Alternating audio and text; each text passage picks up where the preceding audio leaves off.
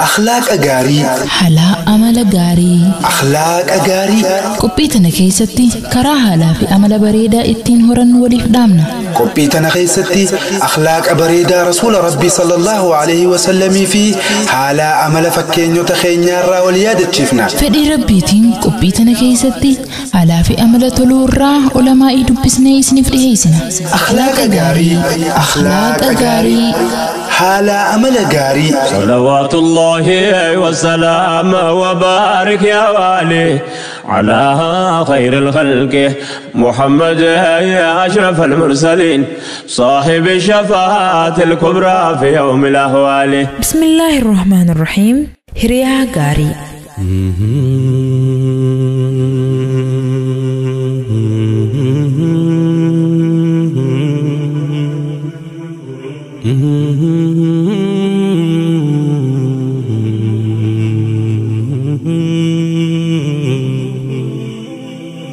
لك الحمد ربي أرجو مكيتيني نبدا افتديني رحمتك تيني. لك الحمد ربي أرجو مكيتيني نبدا افتديني رحمتك تيني. بسم الله مكا ربي تنجل كمنا الرحمن الرحيم تلزا بربانا ونرجن ربي نبقر سفنا الحمد لله قلت قلفنا إني نقرقر أنت كمال ددمنا وربي تبقنا وسواس شيطاني نبدا افتديني رحمتك تيني.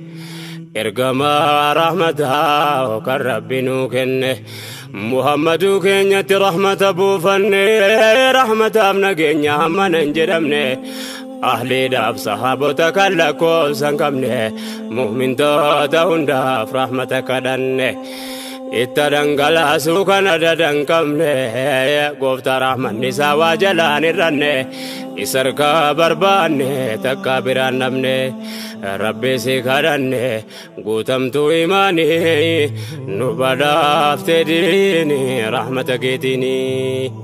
ilmi namaa namaan tola. Namni nama malee jiraachuu hin danda'u. Namni namaaf dawaadha. Hundi keenya saahiba nutti dhihoo qabna. Kayyoo rakkanne rakkoo nu baasu, kayyoo cinqamne nu bohaarsu, kayyoo dhibamne nu wal'aansisu, saahiba nuuf ta'uu numa qabna. Saahibni takkaahu hiriyaan jiruu ilma namaa keessatti bakka guddaa qaba. Saahibni gaariin madda akhlaaqa gaariiti. Saahibni hamaanis akkasuma karaa akhlaaqa hamaa keessa nama naqa. Haalaa fi amalli saahiba keenyaa karaa nuti quba hin qabneen amala keenyas ta'a. Qophii teenyarraa keessatti inshaallah waa'ee hiriyaa gaarii qabaachuu irraa waliif dhaabna.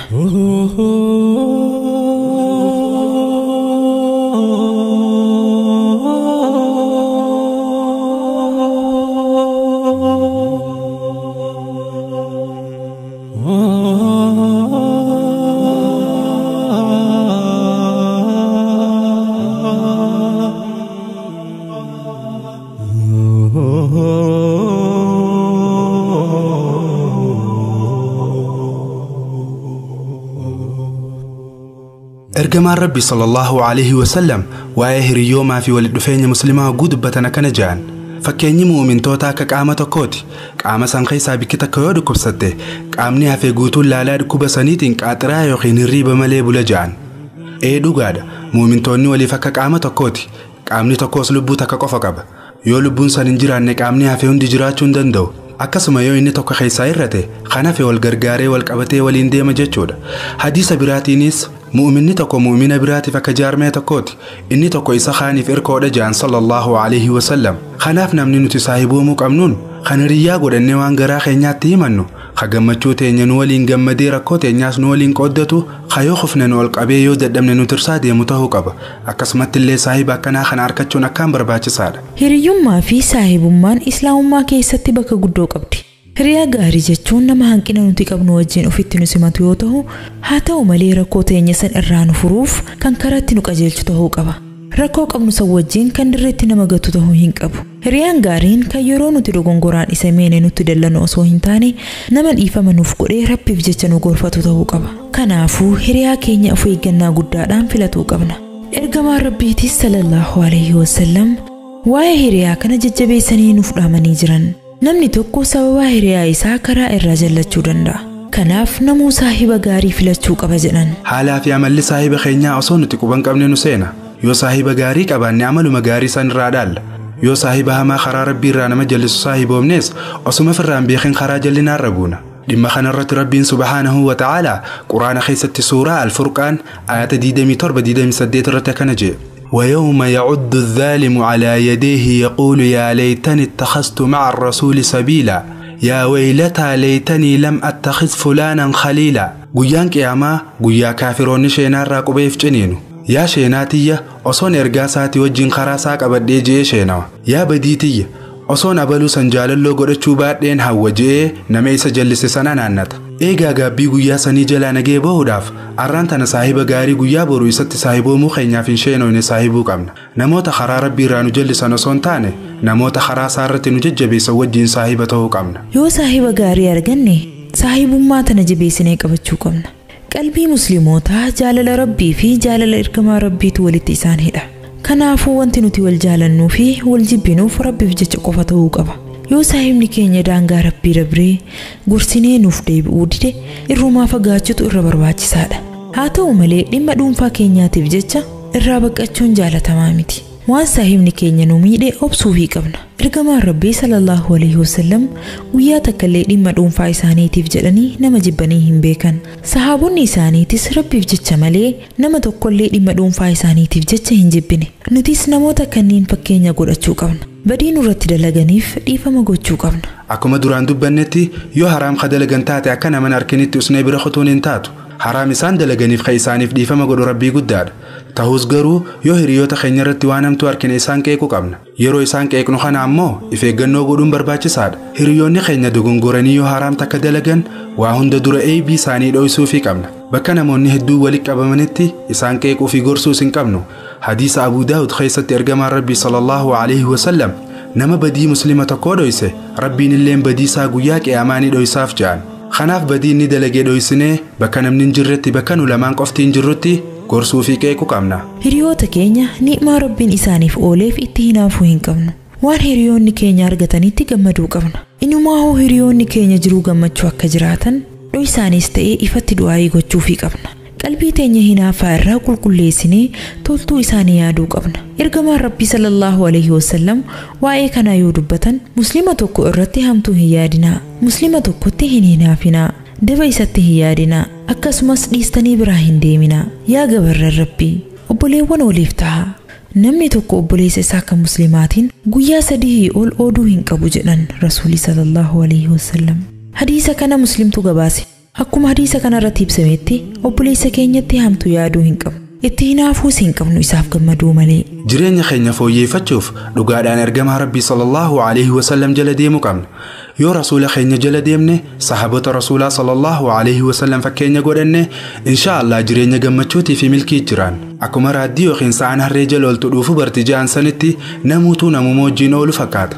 Tanaafuu akkuma sahaabootaa sanitti akhlaaqa gaarii qabaachuu yoo barbaanne olmeyni keenya namoota waa'ee Rabbii subhaanahu wa ta'aalaa waa'ee ergamaa isaa sallallahu alaihi wasallamii fi waa'ee sahaabota isaanii nu yaadachiisa wajjin ta'uu qaba. Olmeyni keenya namoota namaaf toltuu yaanne waliin yoo tahe badiin nuti daleenus ta isaanii irraa garaagarummaan qabdu. Tanaafuu hiriyaa gaarii qabaachuun akkaan barbaachisaa ta'a. Hiriyaan keenya nama gara masjidaan nu yaamu ta'uu qaba. Hiriyaa hamaa wajjin ollee boodee isaatu akkana nu godhe jechuu waan hin taane. Akkuma ayanni quraanaa kaasii olitti dubbanne ibsutti guyyaa boruu way badiitoo way carraatii jaja'anii sheena'uu irra guyyaa har'aa carraa qabnu fayyadamnee saahiba gaarii qabaachuun dirqama ta'a jechuudha.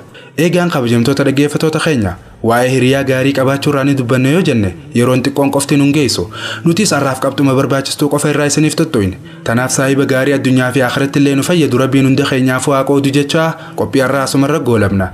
Inshaallah hanga torbaa walitti deebinutti wassalaamu alaikum wa rahmatullaahi wa barakaatuh.